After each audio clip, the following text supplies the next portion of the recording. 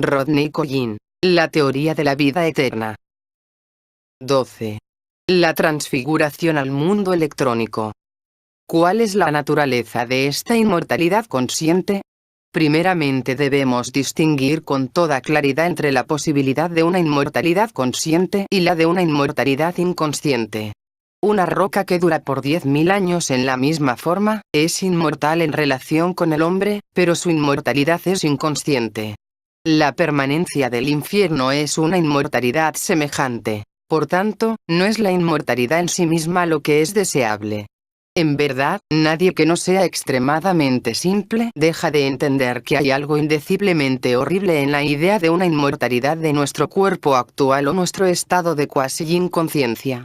Pues esto significaría el fin de toda posibilidad de cambio, crecimiento o desarrollo. La inmortalidad inconsciente implica la congelación o petrificación de una forma. Es la cualidad de una forma que no puede morir. La inmortalidad consciente está ligada con el poder de pasar libremente de una forma a otra, de trascender de formas inferiores a formas superiores. Es la cualidad de un principio vital que se ha hecho independiente de las formas perecederas. Estas dos posibilidades son antitéticas. Ahora bien, el poder de cambiar de una forma o vehículo a otro, implícito en la inmortalidad consciente, depende de un principio perfectamente definido. Para llegar a ser inmortal conscientemente en un mundo, es decir, para adquirir el poder de cambiar su propio vehículo en ese mundo, la voluntad, es necesario poseer y controlar un cuerpo perteneciente al mundo superior, un cuerpo del siguiente y más sutil estado de materia. Podemos ofrecer un ejemplo muy sencillo de este principio. Las casas, los coches, los aeroplanos, los trenes del ferrocarril son vehículos hechos de materia en estado mineral. El hombre físico posee el poder de cambiar voluntariamente de uno a otro de ellos mediante el dominio que tiene sobre su cuerpo celular, un cuerpo hecho de materia en una condición superior. Si su casa o su coche mueren, es decir, se derrumban o descomponen, puede abandonarlos y buscar otros nuevos. Así, en cierto sentido, el hombre físico puede decirse que es inmortal respecto de tales vehículos, puesto que puede entrar en ellos, habitarlos, abandonarlos o cambiarlos a voluntad. El mismo cuerpo celular le hace, también, omnipotente respecto de la materia en forma mineral o estado metálico. Puede fabricar objetos de esta materia, fundirlos, reconstruirlos en nuevas formas, etc. En relación con un pedazo de hierro o de los vehículos hechos de ese metal, él es a la vez inmortal y omnipotente. Es Dios. Ahora podemos entender por qué la idea de hacerse realmente inmortal en relación con el mundo celular es solamente concebible mediante la creación de un cuerpo superior, es decir, un alma, y con completo dominio sobre todos sus poderes. Pensar que un hombre puramente físico pudiera adquirir inmortalidad y omnipotencia en el mundo celular, sería como imaginar que una bicicleta pudiera adquirir dominio sobre otros vehículos de su propio nivel. De todo esto se concluye que en el universo hay muchos grados inherentes a la inmortalidad. Cada mundo de materia es inmortal respecto del mundo más denso e inferior. El mundo molecular de la Tierra es inmortal con relación al mundo celular de la naturaleza que periódicamente muere y renace sobre su superficie. El mundo electrónico o solar de la luz es inmortal en relación con el mundo molecular de la Tierra. Y un ser que posea un cuerpo de la naturaleza y materia de uno de esos mundos, debe disfrutar una inmortalidad potencial con relación a los seres que habiten el mundo inferior. Así, si un hombre que tiene completo dominio sobre su cuerpo celular es inmortal y omnipotente en el mundo de los cuerpos minerales, un hombre que tenga completo dominio sobre un cuerpo molecular o alma, puede, a su vez, ser inmortal y omnipotente en el mundo de los cuerpos celulares. Y un hombre que tenga completo dominio sobre un cuerpo electrónico o espíritu, será inmortal y omnipotente en el mundo de los cuerpos moleculares, es decir, será inmortal y omnipotente en el mundo de las almas humanas. Ahora, por fin, podemos empezar a comprender la inmensa significación de un espíritu.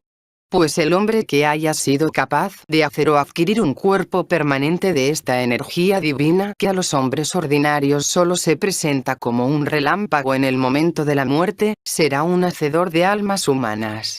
Podrá trabajar, construir, formar y destruir, en relación a la materia molecular, como el hombre físico puede hacerlo en relación con la materia mineral. Podrá conocer y usar las leyes que gobiernan los cuerpos moleculares, y estará así en condiciones de crear almas para los hombres o de ayudarles a crearlas para sí mismos. Cuando antes hablamos de la posibilidad de que los hombres adquirieran almas, tuvimos que agregar que no podrían esperar alcanzar ninguna de las etapas de ese proceso sin ayuda. Ahora queda aclarada la razón. Cuando encontramos una vasija o utensilio mineral, digamos un frasco o un bote enterrados, inmediatamente concluimos que ha existido la intervención de un hombre físico. De igual manera es imposible imaginar un cuerpo físico formado y en pleno uso de sus funciones sin la intervención de un alma, o un alma formada y en pleno uso de sus funciones sin la intervención de un espíritu. Así, comenzamos ahora a distinguir tres etapas distintas en el posible desarrollo del hombre a partir de su posesión presente de un cuerpo físico solo parcialmente consciente y en gran parte incontrolado. Primero habrá de encontrar un hombre que haya adquirido un alma o cuerpo molecular, pues solamente tal hombre será omnipotente en relación con los cuerpos físicos.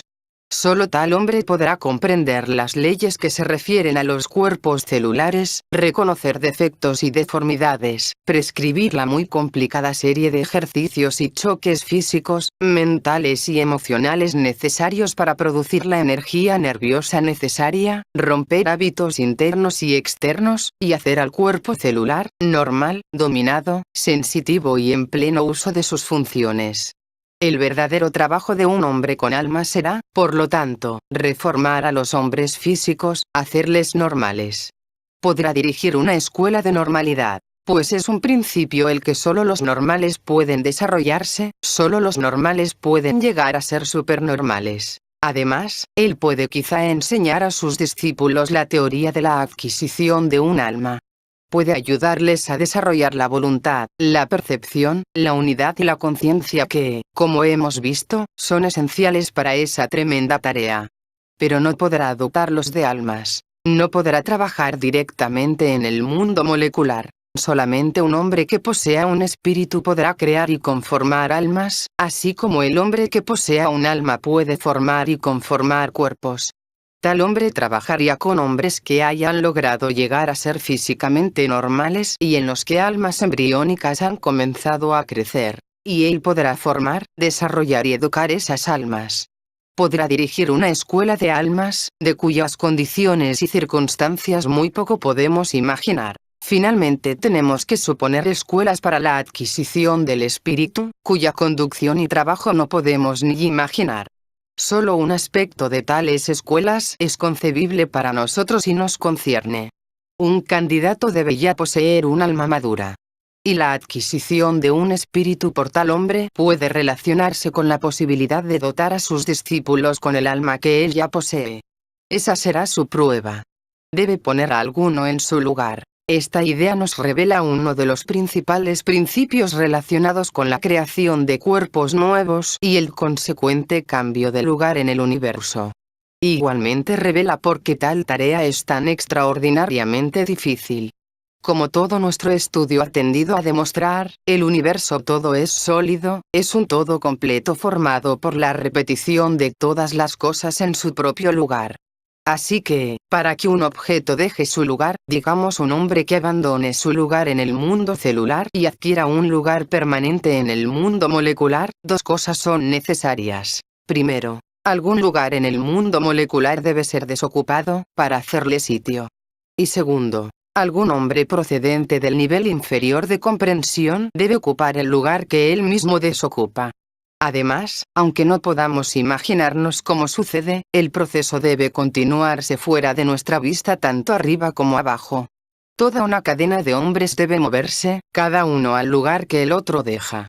Solo en esta forma puede ocurrir un verdadero cambio de lugar sin dejar algún sitio del universo desocupado, es decir, sin que se cree un vacío imposible. Ahora se ve con claridad por qué la transferencia de la conciencia humana a un cuerpo permanente de materia más elevada es radicalmente distinta de cualquiera otra de las empresas que el hombre puede emprender. Pues esto, y solo esto, implica un cambio de lugar cósmico. Tenemos que darnos cuenta de que toda clase de mejoramiento conocido, toda clase de educación y aprendizaje, la adquisición de nuevos conocimientos, buenos hábitos, habilidades, artes, aún la mejoría del ser mismo, se refieren a mejoras en el mismo lugar. Un motor puede limpiarse, aceitarse, pintarse, acelerarse, cambiarse en su uso de un mezclador de concreto a una planta de luz eléctrica, pero continuará siendo el mismo motor. Todas las mejoras han sido en el mismo lugar. En cambio, si el motor respirase, sintiera, se reprodujera y adquiriera una estructura celular, eso significaría un cambio de un lugar a otro en el universo. Y es a cambios de esta naturaleza a los que se refiere la creación de nuevos cuerpos. Ahora bien, tal movimiento en cadena ascendente hacia materia superior, tal levantamiento convulsivo de conciencia, que crea como si dijéramos, una fractura vertical a través de tantos planos, es un proceso extraordinariamente complicado. Requiere incontables circunstancias favorables, individuales, cósmicas y sociales. En primer lugar, solo es posible en relación con el trabajo de una escuela dirigida por un hombre que tenga completo dominio sobre todos los poderes del alma, y que aspire ardientemente a un plano superior. En segundo lugar, solamente es posible en cierto momento de la historia de esa escuela, momento para el cual todo el trabajo previo de la escuela no ha sido sino una preparación. En verdad, si pensamos en las incontables pruebas de diversas categorías que habrá que crear, las oportunidades de sufrimientos físicos y morales que habrán de inventarse, la variedad de tipos, los diferentes niveles de seres, las situaciones dramáticas necesarias, todo lo cual debe provocarse intencionalmente con pleno conocimiento de su relación con el resultado final, entonces podemos ver que debe producirse nada menos que un tremendo drama cósmico. Alguien debe llevar a la escena una obra, en la vida, y en la que todos los peligros, amenazas, torturas, rescates, fugas y muertes sean verdaderos hechos históricos. Ya nos hemos dado cuenta antes que por el orden universal, el momento de la muerte es la mayor prueba y la mayor oportunidad que se le presenta al hombre, pues en ese momento todo es posible. Entonces, si la meta del director de una escuela es lograr el espíritu con todo lo que ello implica, tenemos que suponer que después de una intensa preparación, escogerá el momento de su propia muerte para hacer este supremo esfuerzo. La esencia del drama, su evento principal, será la muerte del productor. Al mismo tiempo, las circunstancias de su muerte, los sacrificios, sufrimientos, esfuerzos y traiciones que conduzcan a ella, proporcionarán innumerables pruebas o historias derivadas que alcanzarán a todos los personajes dentro de la esfera de la obra. Ofrecerán una serie de pruebas para los discípulos del guía, que tengan por mira alcanzar un alma. Otra serie para la comprensión de hombres ordinarios que puedan ser sirvientes, o tenderos, o simples circunstantes. Una tercera serie para los personajes públicos de la época. Y tal vez una cuarta o final oportunidad de redención para los criminales o almas moribundas cuya participación pueda ser necesaria en la trama. ¿Cómo puede producirse una obra coherente y de una finalidad intensa con tal heterogénea colección de personajes? ¿Cómo la múltiple acción puede dirigirse a un fin previsto cuando verdaderos santos, asesinos, traidores y redentores tienen que desempeñar sus papeles con toda exactitud? Esto es imposible excepto mediante la función especial de la telepatía. Solamente un hombre capaz de colocar pensamientos y sugestiones directamente en la mente de otros hombres podrá producir tal obra. Este poder es una función del alma, la que por razón de su estructura molecular, puede penetrar dentro de otros hombres y saber lo que pasa en sus cerebros y otros órganos. Por tanto, el productor de tal obra puede solo ser alguno que haya adquirido ya un alma y que tenga completo dominio sobre ella y que, en relación con su propia muerte, está tratando de alcanzar un cuerpo electrónico permanente o espíritu. Esta producción telepática por sí misma escoge y prueba los diversos personajes de la obra. La primera prueba será determinar si aquellos a quienes dirige se dan cuenta de lo que les sucede. Supongamos que la sugestión de algún acto familiar es colocada en la mente de un hombre. Ciertamente la tomará como su propio pensamiento y si no está demasiado ocupado o es demasiado perezoso, probablemente la llevará a cabo, diciéndose que decidió hacerlo así. Por otra parte, si la sugestión se refiere a alguna acción no familiar ni característica de él a menos que la emoción le mueva profundamente, la hará a un lado, diciéndose que resolvió no hacerlo. Así todos los personajes ordinarios en tal obra, pueden ser utilizados para hacer lo que normalmente hacen. Desempeñarán sus papeles naturales, pero de acuerdo con la acción. Para los discípulos, sin embargo, la situación es distinta. Al encontrarse en su mente con imágenes de acciones muy difíciles o inusitadas, si se han acostumbrado a la disciplina escolar y a una lucha interna seria por el dominio de sí mismos, pueden ver en esto una oportunidad especial, y harán todo lo que puedan por ejecutar tales acciones. Supongamos que se trata de un gran sacrificio o un desafío a las convenciones sociales, mediante el cual se pone a prueba su lealtad. El discípulo débil la hará a un lado, diciéndose: después de todo, el guía no me ha dicho que haga eso. Por su parte, el discípulo fuerte puede ver en ello una oportunidad para desarrollar su voluntad, para dominar sus propias debilidades. Además, si ha aprendido a conocerse bien, se dará cuenta de que tales ideas le son ajenas, que no pueden proceder de su mente habitual. Quizá podrá relacionarla con el juicio interno, si es muy observador, podrá aún sospechar su verdadero origen y comenzar a adivinar lo que está sucediendo. De cualquier manera, se dirá que deben venir de un plano superior y no pueden dejar de atenderse. En esta forma se presenta la oportunidad a tales discípulos para romper su mecanicidad propia de acción, y actuar en forma desusada. Están en condiciones de hacer lo que ni siquiera habrían imaginado sin ayuda, y no obstante, hacerlo ellos mismos, por su propia voluntad. El efecto que esto produce en el discípulo es bien distinto del de acciones semejantes ejecutadas por obediencia, y no puede ser simulado en ninguna otra forma. Así, mediante verdadera telepatía, el discípulo recibe una oportunidad de sobrepasarse, de desarrollar su voluntad y crearse un alma. Casi no es necesario agregar que en una obra de esta naturaleza no pueden sugerirse acciones erróneas. Tales acciones, que en cierto modo fueran necesarias para la trama, se producen automáticamente por la debilidad de los diversos personajes cuando se enfrentan a ciertas situaciones claves. El envidioso o el avaro, cuando se toca su envidia o su avaricia, debe traicionar sin necesidad de sugestión alguna. A unos discípulos, cuando algún giro de la trama los toma por sorpresa, traicionarán por timidez o por embarazo, como lo hizo Pedro cuando cantó el gallo. La multitud rugirá pidiendo sangre esta vez, simplemente porque lo ha hecho 1000 veces antes. Tales acciones son absolutamente mecánicas y no son nunca resultado de una sugestión del productor, aunque, indudablemente, serán previstas y tomadas en consideración por él.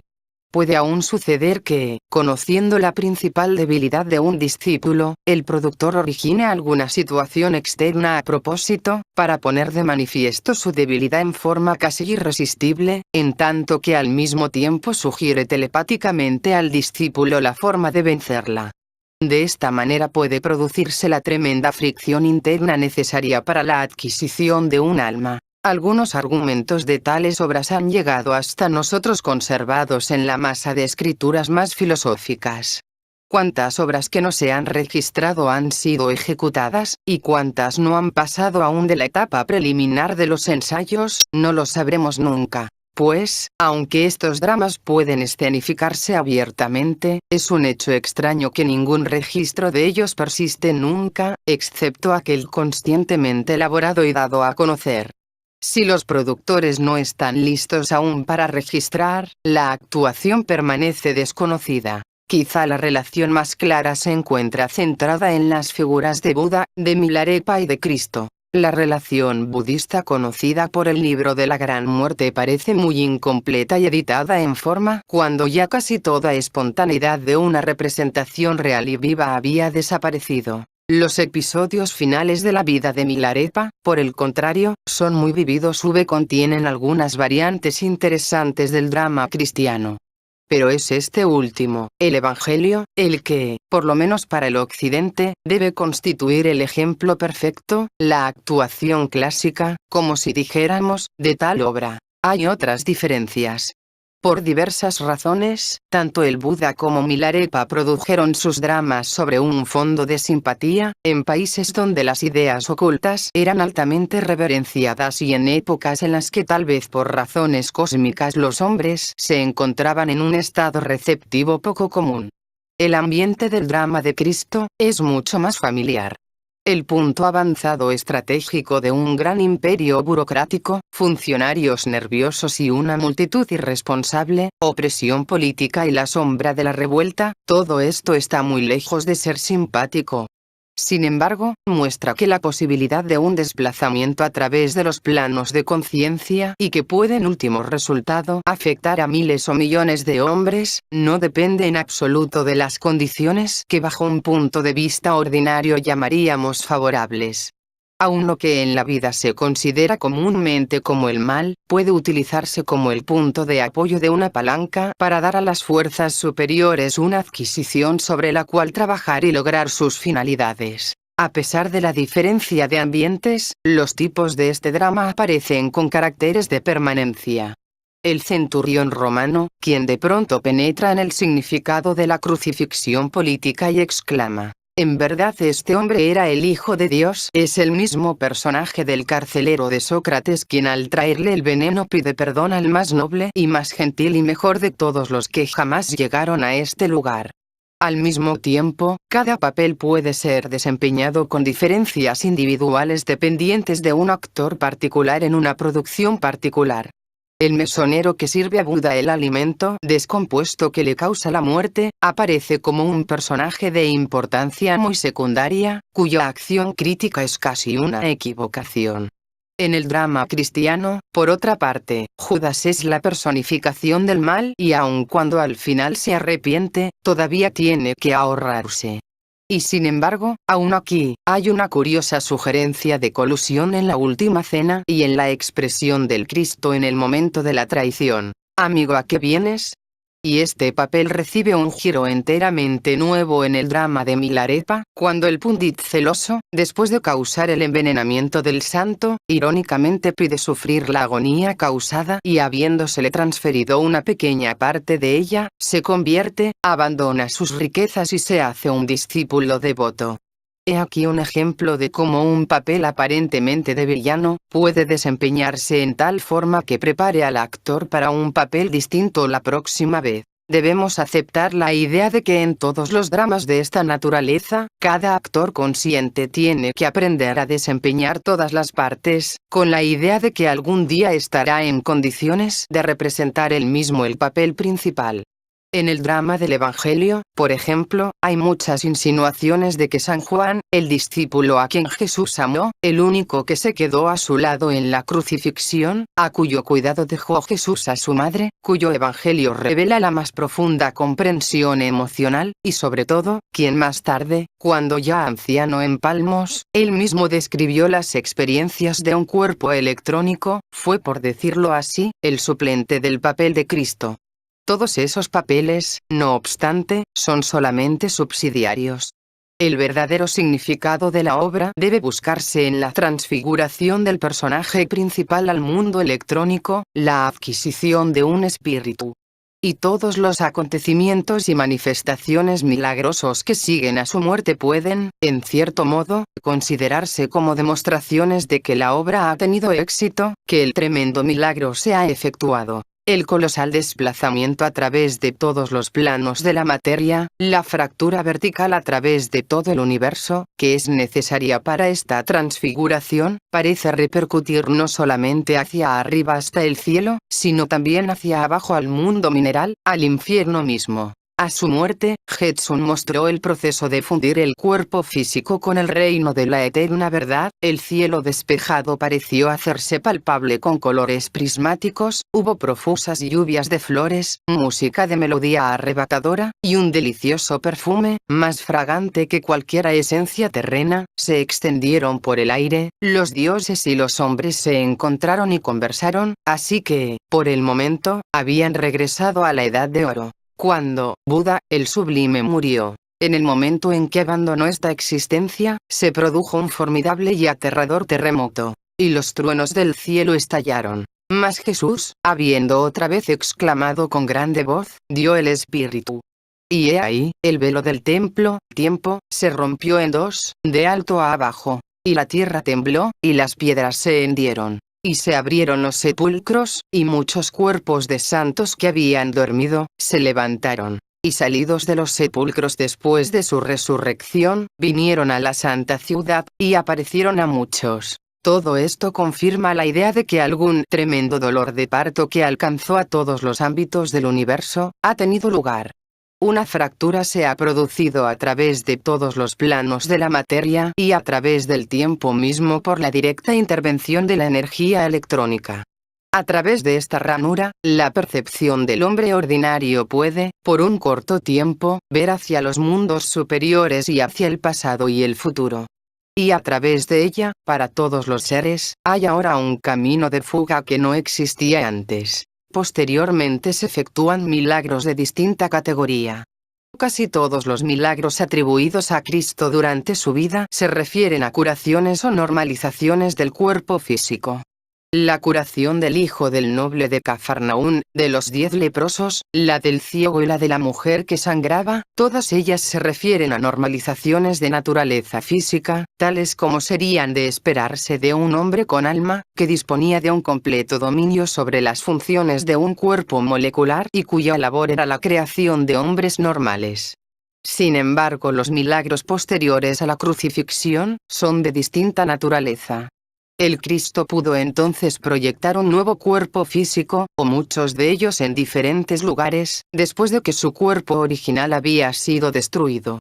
Súbitamente dos amigos caminando a Emaús por los campos, se encuentran un Cristo físico ante ellos. El mismo día otro Cristo aparece a los discípulos dentro de una habitación cerrada con llave. Una semana más tarde tiene lugar otra aparición semejante a Tomás y en condiciones parecidas. En tanto que un cuarto Cristo camina al encuentro de sus discípulos pescadores por sobre las aguas del lago Tiberíades. En cada uno de estos casos una curiosa prueba de la existencia física está hecha por el mismo Cristo que aparece, y quien insiste en consumir alimentos o en ser tocado. Esto parecería curiosamente fuera de lugar, de no ser por su propósito de mostrar que la aparición no es una alucinación ni siquiera una visión, sino un cuerpo físico real. Pues para aquellos que comprendían, solo esto era prueba de que el Cristo había alcanzado un plano en el que podía crear y destruir cuerpos a voluntad, es decir, que había adquirido la completa libertad en todos los vehículos, y que operaba en el espíritu del mundo electrónico. Así también, al prepararse para la muerte, y a solicitud de distintos discípulos en el sentido de que ella ocurriera en sus diferentes aldeas, Milarepa acompaña a todos y se queda con todos los que permanecen atrás. Tal demostración del poder de pasar libremente de un cuerpo a otro, que pertenece a la inmortalidad consciente, será una de las más grandes pruebas de los discípulos del Maestro y debe producir consternación y pavor entre aquellos que no saben aún qué hay en esto. Los discípulos de Milarepa comienzan a disputar entre sí aduciendo los unos que puesto el Maestro había estado con ellos, no podía haber estado con los otros. Al final él mismo ha de intervenir. Todos vosotros tenéis razón. Era yo que jugaba con vosotros. Así, también, cuando María Magdalena y los dos peregrinos de Emaús, maravillados por su experiencia, se apresuran a volver a la reunión de los discípulos oficiales en Jerusalén para relatarles su encuentro, se las trata de locos. Y no les creyeron. Pues es una extraña ironía que los más amargamente incrédulos de la transfiguración del Maestro, han de encontrarse entre aquellos que estaban más familiarizados con él bajo su aspecto de un hombre ordinario. Algunos negarán siempre su espíritu en nombre de su cuerpo físico, pues sus recuerdos del hombre parecerán reales, y el milagro, roto de imaginación. Esta incredulidad en el gran experimento, precisamente porque ha tenido éxito, es una de las más raras e incomprensibles consecuencias del drama. Y debemos comprender cuán infantil es la idea del hombre ordinario que espera creer por medio del milagro. Si un hombre es escéptico, un milagro le hará negarse a creer, pues encontrándose incapaz de ofrecer una explicación razonable, tiene que llegar a la conclusión de que él o el Maestro se han vuelto locos. Y si no es capaz de trascender sus ideas y aptitudes ordinarias, el milagro mismo le hará alejarse del maestro, quizá para siempre. Por lo tanto, este momento del milagro, esta revelación del drama, es quizá la mayor de todas las pruebas. Los discípulos habrán tal vez sufrido muchas otras pruebas y hecho grandes esfuerzos y comprendido mucho. Ahora todo depende de que tengan o no una actividad positiva, o lo que en lenguaje religioso se llama fe, en el Maestro. Pues solo con una completa fe y desprovistos de temor podrán seguirle al mundo electrónico. Y, sin embargo, para aquellos que pasan con éxito esta prueba, se hace posible una nueva conexión con su Maestro. Pues en virtud de su cuerpo electrónico, él puede alcanzarlos en cualquier lugar y tiempo. En virtud de la naturaleza de la materia electrónica, que penetra en todas las cosas, puede adueñarse de ellos y someterlos a su voluntad mientras ellos así lo deseen. Por la misma naturaleza de la materia electrónica, que trasciende el tiempo, puede llegar a ellos en el futuro y tal vez aún en el pasado. No solo se ha hecho omnipotente sino eterno respecto de ellos. Y puede usar de su poder de crear almas, no solamente entre ellos, sino entre todos los hombres que creen en él, mientras exista la materia electrónica. La suya será en realidad una inmortalidad candente. Ved, estoy con vosotros siempre, aún hasta el fin del mundo. De mi propio maestro solamente puedo decir que él también produjo entre sus amigos una obra en la que ellos, sin saberlo, actuaron a perfección, y cuya trama fue su propia muerte. En silencio dio instrucciones a sus corazones. Algunos las reconocieron, otros no. Siempre estaré con vosotros pudo haber dicho también él, pero en forma ligera y fumando un cigarrillo, de manera que nadie se fijaría. Hallándose en cama en su rey posesionó con su propia mente a un joven que volaba sobre el Atlántico y a quien ya anteriormente había liberado de una ilusión.